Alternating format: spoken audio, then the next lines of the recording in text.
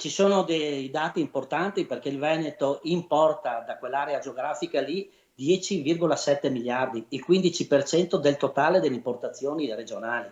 Arrivano fino in Veneto i venti di guerra che soffiano sul Mar Rosso e non potrebbe essere altrimenti per un territorio profondamente manifatturiero. Più che l'export, la voce predominante è quella dell'import, prodotti semilavorati e materie prime diretti nelle nostre fabbriche. Per Treviso sono circa 2 miliardi e 6 e per Belluno sono 525 milioni. Noi consideriamo che abbiamo un manifatturiero molto molto importante e quindi abbiamo aziende leader mondiali che esportano grazie a queste produzioni che arrivano, a questi semilavorati che arrivano dall'estero.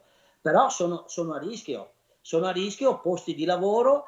La crisi sul canale di Suez con i raid anglo-americani contro gli Houthi già si vede e si sente. La cartina di tornasole sono i porti a nord-est, su tutti Venezia. Vediamo già che i porti stanno già soffrendo perché non arrivano più i container e quindi c'è tutto un indotto che poi va a rischio. Ma non c'è solo Suez a cambiare l'intera cartina geopolitica, l'Ucraina, il Medio Oriente e ora Taiwan, con il rischio di un inasprimento dei rapporti con la Cina, eppure un'alternativa ci sarebbe. Saremo sempre sotto scacco di queste tensioni politiche e non solo. E bisogna far cosa? Bisogna riportare la produzione in Europa, bisogna riportare la produzione dentro il Mediterraneo e lo si può fare. Dobbiamo pensare a riportare le produzioni, come ho detto, in Europa.